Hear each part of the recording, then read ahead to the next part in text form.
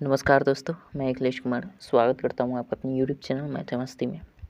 दोस्तों, इस वीडियो में हम देखेंगे लूसेंट्स प्राथमिक अंकगणित का चैप्टर नंबर 19 है ज्यामिति। जैसा कि आप लोग को पता होगा, अगर डेली वीडियो देखते होंगे तो आपको पता होगा कि ज्यामिति में हम लोगों ने त्रिभुज, उसके गुण, उसके प्रकार के बारे में अध्ययन कर लिया है। हालांकि त्रिभुज के और भी गुण हैं जो कि आज इस वीडियो में कवर करने वाले हैं। तो चलिए देखते हैं कितना कवर हो पाता है। और मैं आपसे उम्मीद करूंगा कि पिछले वीडियो को आप लोगों ने देख लिया होगा। देख लिए तो अच्छी बात है, नहीं देखे हैं तो प्लेलिस्ट में जाकर देख सकते हैं। और हाँ, अगर विद्यासागर अंकगणित का पूरा सोल्यूशन देखना चाहते हैं तो भी आप प्लेलिस्ट में जाकर देख सकते हैं। चलिए देखते हैं, आज त्रिभुज के गुण में कुछ और जान लेते हैं। और पिछले जैसे वीडियो आपने देखा होगा तो आपको पता होगा कि कहाँ तक हम लोगों ने त्रिभुज के गुण के बारे में, उसके प्रकार के बारे में क्या क्या चीज़ें जान लिया है। तो शायद आपने देखा होगा तो आपको पता होगा त्रिभुज के कुछ और महत्वपूर्ण गुण, कुछ और महत्वपूर्ण गुण। ऐसा क्यों लिख रहा है महत्वपूर्ण गुण? ऐसा इसलिए लिख रहे हैं, कुछ और इसलिए यूज़ कर रहे हैं क्योंकि इससे पहले हम लोगों ने कुछ तो पढ़ा है, कुछ त्रिभुज के गुण के बारे में पढ़ा है पिछले वीडियो में, और जो शेष बचा हुआ है उसको इसमें हम अध्ययन करने वाले हैं। तो देखते हैं कितना त्रिभुज के गुणों के बारे में हम जान पाते हैं। त्रिभुज के प्रकार हमने आपको बता दिया है। त्रिभुज के प्रकार को हमने बता दिया 3 तरीके से, कोण के आधार पर और भुजा के आधार पर। तो कोण के आधार पर भी बताया है और भुजा के आधार पर भी बताया। तो हमने कोण के आधार पर एक जाना था समकोण त्रिभुज। कोण के आधार पर हमने ये जाना था समकोण त्रिभुज किसे कहते हैं। ठीक है, तो समकोण त्रिभुज हम क्या कैसे किसे कहते हैं? जिस त्रिभुज का एक कोण कम से कम 90 डिग्री का हो या एक कोण समकोण हो, उसे समकोण त्रिभुज कहते हैं। तो ये हमने जाना था। इसमें एक महत्वपूर्ण इसका प्रमेय बनता है कि इसमें कर्ण होता है, जो कि इसको हम बोलते हैं कर्ण। सबसे बड़ी भुजा, समकोण त्रिभुज में सबसे बड़ी भुजा जो होती है वो कर्ण होती है। ठीक है, और जो लंबवत भुजा होती है उसे लंब बोलते हैं। ठीक है, जो 90 डिग्री का 2 एंगल बनाती है और एक आधार में होती है जिस पर वो त्रिभुज अड़ा होता है उसे आधार बोलते हैं। तो ये आधार, ये लंब, ये कर्ण। इसके संबंध में होता है कि ये जो कर्ण होता है ना, ये कर्ण जो होता है, इस संबंध को याद रखिएगा। कर्ण स्क्वायर, अगर कर्ण का स्क्वायर कर दें तो ये हो जाता है लंब का स्क्वायर प्लस आधार के स्क्वायर के बराबर अकेले होता है कर्ण। ठीक है, इसको हम यहाँ से केवल और केवल कर्ण निकालें, कर्ण, तो हम क्या बोलते हैं? रूट अंडर लंब का स्क्वायर जोड़ आधार का स्क्वायर। ठीक है, तो यहाँ से ये संबंध याद रखिएगा। यहाँ से आप चाहें तो आप अगर लंब निकालना हो तो, या फिर लंब स्क्वायर निकालना हो तो इसके आधार पर लंब स्क्वायर क्या हो जाएगा? कर्ण स्क्वायर माइनस आधार स्क्वायर। तो लंब स्क्वायर बराबर क्या हो जाएगा? कर्ण स्क्वायर और माइनस आधार स्क्वायर भी हम कह सकते हैं। ठीक है, तो यहाँ से लंब केवल निकालना हो अगर, तो कैसे करेंगे? रूट अंडर कर्ण का स्क्वायर माइनस आधार का स्क्वायर हम कर देते हैं, क्योंकि ये स्क्वायर जो होता है यहाँ पे रूट बन जाता है। ठीक है, आशा करता हूँ समझ गए ना। और यहाँ से अगर आधार का स्क्वायर निकालना चाहते हैं, आधार का स्क्वायर, तो कैसे निकाल सकते हैं? इसको निकालना चाहते हैं तो कर्ण स्क्वायर में से लंब स्क्वायर घटा देंगे, यानी हम कह सकते हैं कर्ण स्क्वायर माइनस लंब स्क्वायर। ठीक है, कर्ण का स्क्वायर माइनस लंब स्क्वायर कर देंगे। तो यहाँ से केवल आधार अगर निकालना चाहते हैं तो इधर आकर रूट बन जाएगा और ये हो जाएगा कर्ण का स्क्वायर माइनस लंब का स्क्वायर। ठीक है, तो यहाँ से महत्वपूर्ण सूत्र बनते हैं। केवल कर्ण निकालना चाहते हैं, केवल आधार निकालना चाहते हैं और केवल लंब निकालना चाहते हैं, तो एक ही आपका कॉन्सेप्ट है, कर्ण स्क्वायर बराबर लंब स्क्वायर जोड़ आधार स्क्वायर। तो ये इंपॉर्टेंट है समकोण त्रिभुज के संबंधित। ठीक है, इसलिए मैंने इसको बता दिया। अब हम बात कर लेते हैं त्रिभुज के संबंध में। विभिन्न प्रकार के त्रिभुज है, जैसे कि हमने साइड के आधार पर 3 प्रकार, कोण के आधार पर 3 प्रकार बनाए। अब देखते हैं ओवरऑल त्रिभुज के गुण के बारे में हम बात कर रहे हैं। तो ओवरऑल त्रिभुज के कौन कौन से गुण हो सकते हैं उसके बारे में चर्चा करते हैं। चलिए, और ये प्रमेय लिखते जाइएगा तो अधिक अच्छा रहेगा।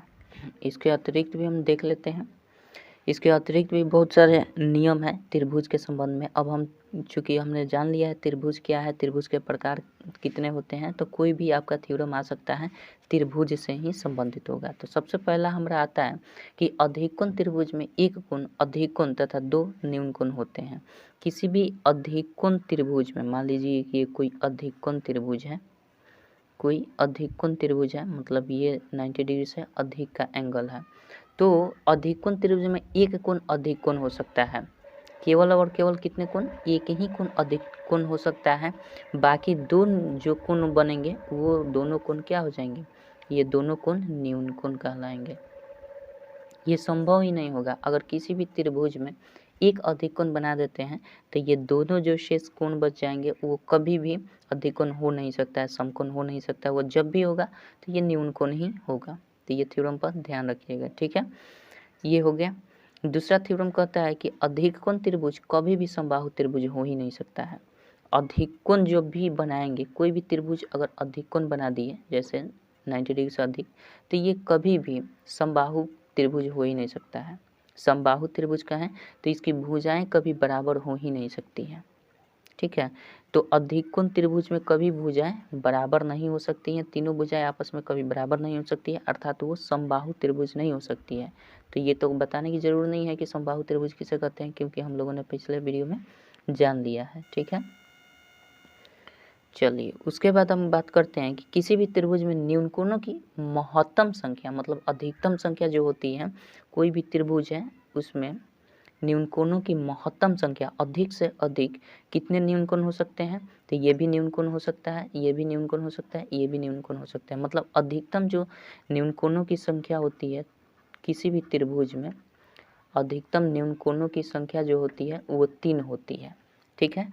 और लघुत्तम 2 होती है। मतलब कम से कम 2 न्यून कोण तो हो ही जाएंगे, कम से कम 2 न्यून कोण होते हैं। जैसे अगर हम बात कर लेते हैं कि कोई भी अगर त्रिभुज हम बनाते हैं, जैसे समबाहु त्रिभुज बना लेते हैं, तो समबाहु त्रिभुज में हम जानते हैं प्रत्येक कोण जो होता है वो 60 डिग्री का होता है। तो ये तो हमारा संभव हो गया कि ये भी न्यून कोण है, ये भी न्यून कोण है, ये भी न्यून कोण है, यानी तीनों का तीनों एंगल जो है वो आपका न्यून कोण है। तो किसी भी त्रिभुज में तीनों कोण न्यून कोण हो सकते हैं, ये पॉसिबल है। यानी अधिकतम जो संख्या होगी त्रिभुज में न्यून कोणों की वो तीनों हो सकती है, यानी 3 हो सकती है। लेकिन कम से कम 2 तो ज़रूर होगा, कम से कम 2 होगा। एक भी हो सकता है लेकिन 2 कम से कम एक नहीं होगा। किसी भी त्रिभुज में एक न्यून कोण नहीं हो सकता, कम से कम 2 न्यून कोण जरूर होगा, ठीक है। किसी भी त्रिभुज में अगर मान लेते हैं कि ये अधिक कोण त्रिभुज हमने बना दिया, तो जाहिर सी बात है इसमें 2 न्यून कोण होना अनिवार्य है। अगर ये कोई अधिकतम कोण है, अधिक कोण है, तो ये फिक्स है कि ये 2 जो कोण बचेंगे ये न्यून कोण ही होंगे, ठीक है। इससे कम से कम एक नहीं हो सकते हैं। कम से कम न्यून कोणों की संख्या किसी भी त्रिभुज में 2 होती है, 2 से कम नहीं होती है, ठीक है। 2 से अधिक हो सकती है, 3 हो सकती है, लेकिन 2 से कम नहीं होती है, 1 नहीं होती है। किसी भी त्रिभुज में न्यून कोणों की संख्या 1 कभी नहीं हो सकती है। मतलब कोई भी एक कोण न्यून कोण नहीं हो सकता है। जब भी होगा तो या तो 2 कोण होगा और नहीं तो तीनों हो जाएगा, ठीक है। जैसे कि हम समकोण त्रिभुज अगर बना लें, तो कोई भी समकोण त्रिभुज बनाते हैं तो भी हमारा अगर इसको 90 डिग्री एंगल रखते हैं तो भी ये न्यून कोण ही होगा, कन्फर्म है। तो इसका मतलब ये है कि किसी भी त्रिभुज में हम अधिक से अधिक जो अधिक कोण की संख्या होगी वो एक ही होगी। मतलब आप हमेशा अगर एक अधिक कोण बनाएंगे तो 2 जो कोण शेष बचेंगे वो क्या हो जाएंगे? आप दोनों के दोनों न्यून कोण हो जाएंगे, ठीक है। तो महत्तम जो संख्या होती है किसी भी त्रिभुज में अधिक कोण की वो न्यून कोण की वो 3 होती है और कम से कम 2 होती है, ठीक है। ये बात समझ गए हैं। चलिए ये चीज़ लिख लीजिएगा तो याद रहेगा, नहीं तो दिक्कत होगी कहीं। चलिए इसके बाद हम देखते हैं किसी भी त्रिभुज में एक ही समकोण तथा एक ही अधिक कोण संभव है। कोई भी अगर त्रिभुज बनाते हैं हम, कोई भी त्रिभुज बनाते हैं तो इसमें केवल और केवल एक ही समकोण आप बना सकते हैं। यानी एक ही कोण को 90 डिग्री बना सकते हैं या समकोण बना सकते हैं, या फिर कोई भी आप अधिकोण त्रिभुज बना रहे हैं तो ये इसमें हमेशा और हमेशा एक ही अधिक कोण बना सकते हैं, क्योंकि एक अधिक कोण बनाएंगे दूसरा प्रयास करेंगे अधिक कोण बनाने के लिए तो वो बन ही नहीं पाएगा। जब भी बनेगा तो वो 2 न्यून कोण हो जाएगा। एक अधिक कोण जैसे बनाइएगा तो शेष 2 कोण न्यून कोण ऑटोमेटिक हो जाएंगे, ठीक है। एक अगर 90 डिग्री का एंगल बनाते हैं किसी त्रिभुज में तो ऑटोमेटिक दोनों एंगल जो होंगे अपने आप क्या हो जाएंगे, न्यून कोण हो जाएंगे। तो किसी भी त्रिभुज में एक से अधिक आप अधिक कोण नहीं बना सकते हैं, किसी भी त्रिभुज में एक से अधिक आप समकोण नहीं बना सकते हैं, ठीक है। तो ये आप बात समझ गए होंगे। चलिए अब बात करते हैं हम आगे। अब देखिए समबाहु या समद्विबाहु त्रिभुज जो होता है, हमने बताया आपको, जैसे समबाहु त्रिभुज कोई ले लिए हमने, यानी जिसमें सभी भुजाएं बराबर होती हैं, ठीक है। कोई समद्विबाहु त्रिभुज ले लेते हैं जिसमें 2 भुजाएं बराबर होती है। ये मान लीजिए ये 2 भुजाएं बराबर है और इसमें सभी भुजाएं बराबर होती है। तो इसमें होता क्या है कि किसी भी समद्विबाहु या समबाहु त्रिभुज में, ये हमने मान लिया क्या, समबाहु, इसको हमने समबाहु मान लिया, सभी भुजा बराबर है। इसको हमने क्या मान लिया, समद्विबाहु त्रिभुज, समद्विबाहु त्रिभुज हमने मान लिया। तो कोई भी समबाहु या समद्विबाहु त्रिभुज के किसी भी शीर्ष से सामने पर अगर कोई रेखा खींची जाती है, सामने के शीर्ष पर अगर कोई लंब खींचा जाता है तो वे क्या करती हैं, इस रेखाखंड को जो आधार पर स्थित रहती है इसको हम क्या करते हैं, 2 भागों में बराबर भागों में बांट देती है। मतलब किसी भी त्रिभुज के शीर्ष से उसके सामने की भुजा पर लंब जब भी खींचा जाता है तो ये सामने की जो भुजा होती है, आधार कहें चाहे जो भी हो, ये 2 भागों में बांट देती है। जैसे मान लीजिए ये कोई त्रिभुज का शीर्ष बिंदु है, इससे इसके सामने की भुजा पर अगर कोई हम लंब खींचें यानी 90 डिग्री का एंगल बनाएं तो ऑटोमेटिक ये भुजा जो होती है एक दूसरे के बराबर हो जाती है। ऑटोमेटिक यहाँ से यहाँ की दूरी और यहाँ से यहाँ तक की दूरी ऑटोमेटिक बराबर हो जाती है अगर आप लंब समद्विभाजित करते हैं तो ये ठीक स्थिति किस में होती है, समबाहु त्रिभुज और समद्विबाहु त्रिभुज में, ठीक है। तो इसके सामने के शीर्ष से अगर सामने के भुजा पर हम कोई लंब खींच दें तो ये जो रेखा है, ये जो रेखाखंड है, ये जो भुजा है 2 बराबर हिस्सों में बट जाती है। तो ये ध्यान रखिएगा, ठीक है। चलिए अब बात करते हैं समकोण त्रिभुज के दोनों न्यूनकोण परस्पर लंब पूरक होते हैं, अर्थात समकोण त्रिभुज में दोनों न्यूनकोण कोणों का योग क्या होता है, 90 डिग्री को होता है। जैसे हमने समकोण त्रिभुज बना लिया, जैसे ये हमने समकोण त्रिभुज बना लिया, ठीक है। तो एक तो फिक्स है समकोण त्रिभुज है तो एक ये वाला एंगल जो होगा हमारा 90 डिग्री का एंगल होगा ही होगा, ठीक है। ये 90 डिग्री का एंगल होगा। अब कह रहा है कि इसके 2 न्यूनकोण जो बनते हैं, ये समकोण त्रिभुज में ये जो 2 न्यूनकोण बनते हैं, ये दोनों न्यूनकोण एक दूसरे के क्या होते हैं, लंब पूरक होते हैं। ये एक दूसरे के लंब पूरक होते हैं। कहने का मतलब लंब पूरक कहने का मतलब क्या, हमने बताया है लंब पूरक किसे कहते हैं या फिर कोटि पूरक किसे कहते हैं, कोटि पूरक कोण किसे कहते हैं। तो ये चीज़ होते हैं किसी भी समकोण त्रिभुज में जो शेष 2 न्यूनकोण होते हैं वो लंब पूरक होते हैं, यानी इन दोनों कोणों का योग जो होता है, जैसे इसको एक मान लेते हैं, इस कोण को 2 मान लेते हैं, तो इन दोनों कोणों का योग जो होता है वो हमेशा 90 डिग्री का होता है। इसका मतलब ये होता है। तो समकोण त्रिभुज के प्रॉपर्टी से आप इसको भी याद रखिएगा। समकोण त्रिभुज में आप ये भी जानते हैं कर्ण का स्क्वायर बराबर लंब का स्क्वायर जोड़ा आधार स्क्वायर, ये भी आप इंक्लूड कर सकते हैं, ठीक है। तो टोटल आप पढ़ेंगे तभी आपको समझ में आएगा कि कितने थ्योरम बन रहे हैं, ठीक है। चलिए आगे भी हम देखते हैं, क्योंकि हम त्रिभुज के बारे में बात कर रहे हैं तो कोई भी त्रिभुज हो सकता है, किसी भी प्रकार का त्रिभुज हो सकता है। प्रकार अगर जानते हैं तो कोई तो दिक्कत ही नहीं होगी, नहीं जानते हैं तो बस पीछे के वीडियो को देख लीजिएगा, कोई दिक्कत नहीं होगी।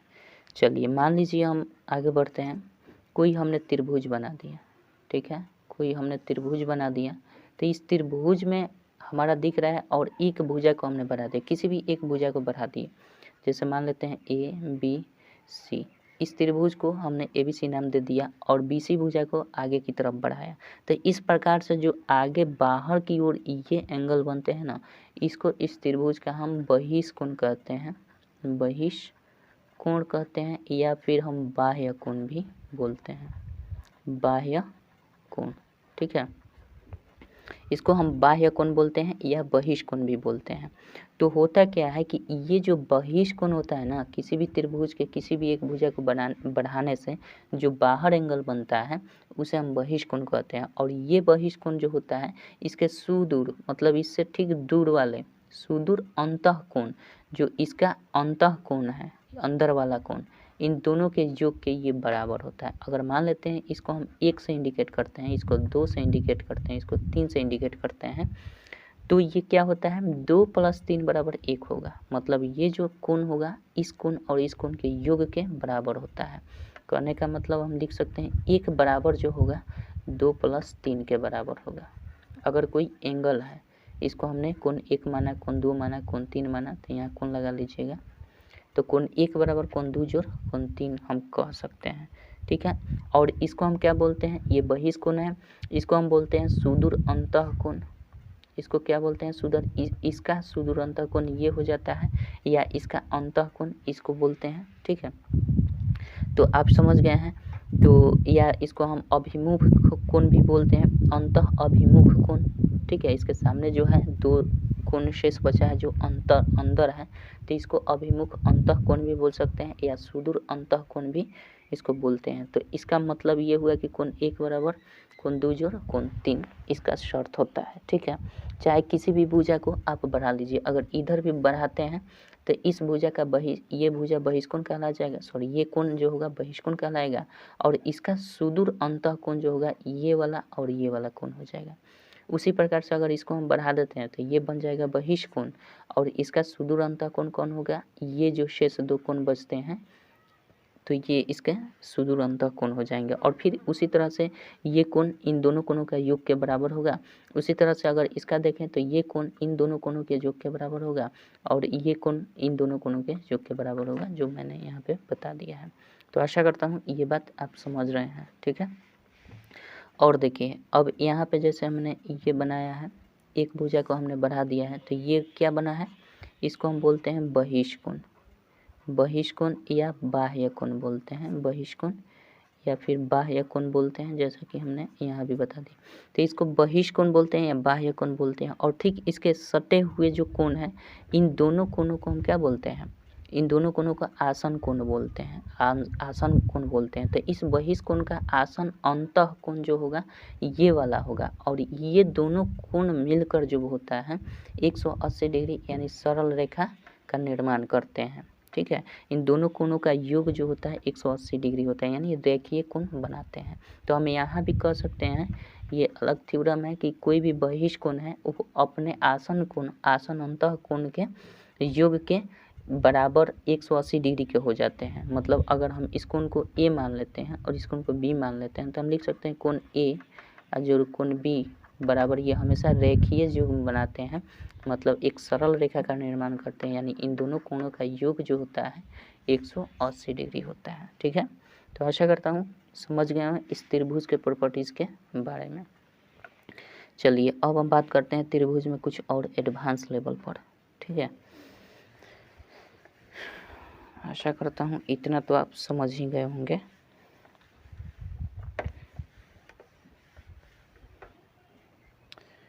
चलिए त्रिभुज से संबंधित कुछ और विषय हम जान लेते हैं। जैसे कोई भी त्रिभुज है तो त्रिभुज की एक माध्यिका होती है। त्रिभुज की माध्यिका किसे कहते हैं, त्रिभुज की माध्यिका क्या होती है। त्रिभुज में हम कुछ और लेवल पर आगे चलते हैं।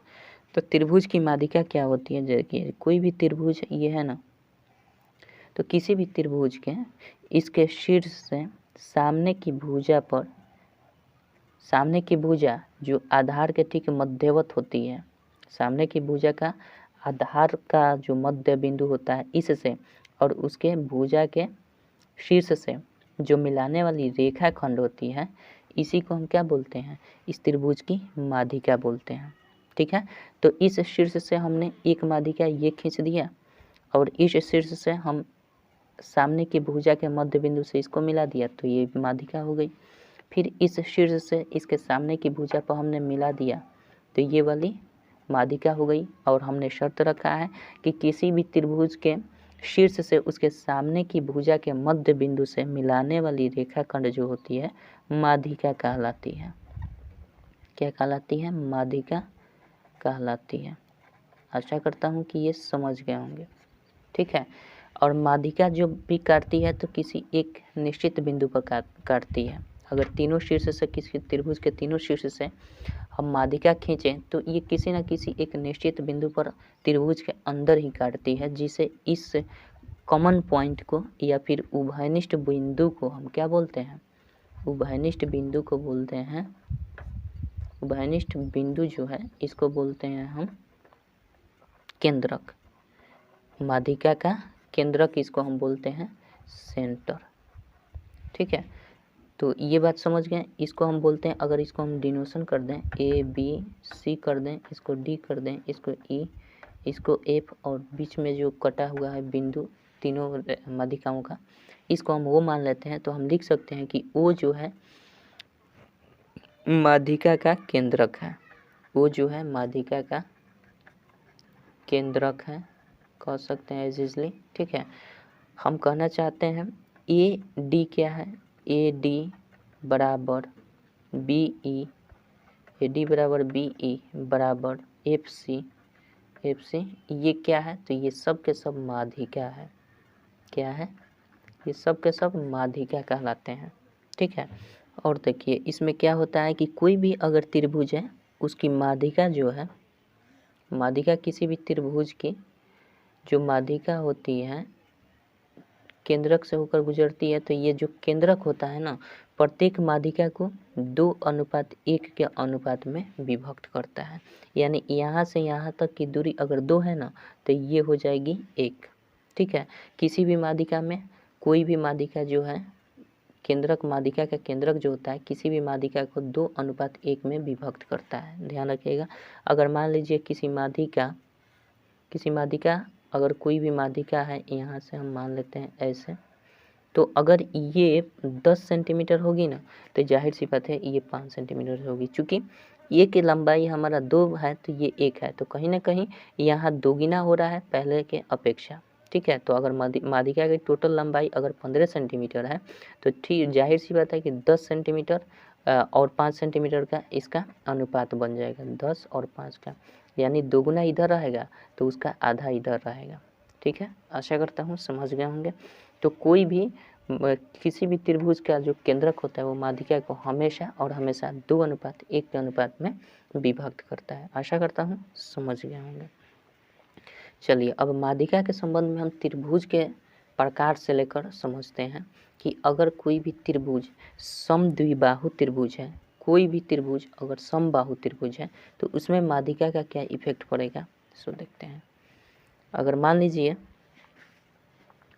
कोई भी त्रिभुज समद्विबाहु त्रिभुज है, कोई त्रिभुज हमारा समद्विबाहु त्रिभुज है और कोई भी समद्विबाहु त्रिभुज और ये समबाहु त्रिभुज है मान लेते हैं, तो इसकी जो माध्यिका होगी ना, इसकी माध्यिका की लंबाई हमेशा और हमेशा बराबर होगी।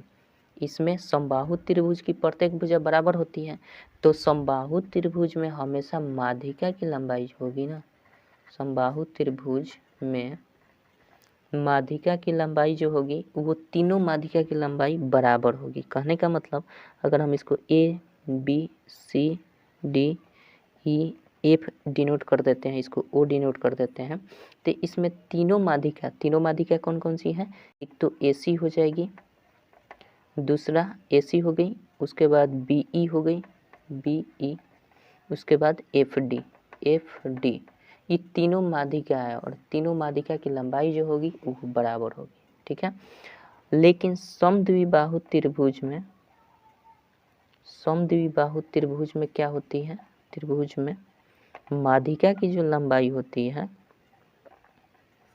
समद्विबाहु त्रिभुज में माध्यिका की जो लंबाई होती है केवल और केवल 2 माध्यिका की ही लंबाई बराबर होती है, तीसरी माध्यिका की लंबाई बराबर नहीं होती है।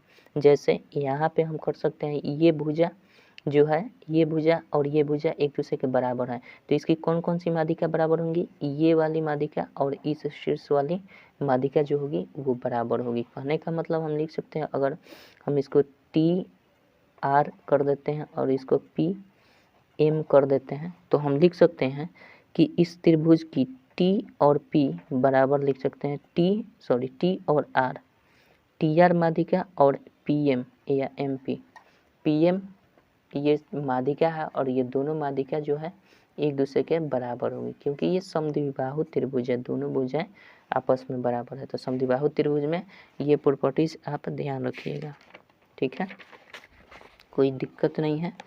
आशा करता हूँ समझ गए होंगे। और अगर इस तरह से आपको दे दिया जाए थ्योरम, अगर आपको इसको हम उल्टा भी कर सकते हैं, जैसे मान लीजिए कि ये हमारा कोई समबाहु त्रिभुज है, ठीक है, ये कोई समबाहु त्रिभुज है। हमने अभी क्या बोला कि इसकी माध्यिका की लंबाई बराबर होती है। किसी भी समबाहु त्रिभुज में माध्यिका की जो लंबाई होती है ना, तीनों माध्यिका की लंबाई बराबर होती है। अगर आपसे कह दे कि किसी त्रिभुज में तीनों माध्यिका की लंबाई अगर बराबर है तो वो त्रिभुज कौन सा है? तो जब भी माध्यिका की लंबाई बराबर है, तीनों माध्यिका की लंबाई अगर बराबर हो जाती है तो समझ लीजिए वो समबाहु त्रिभुज होगा।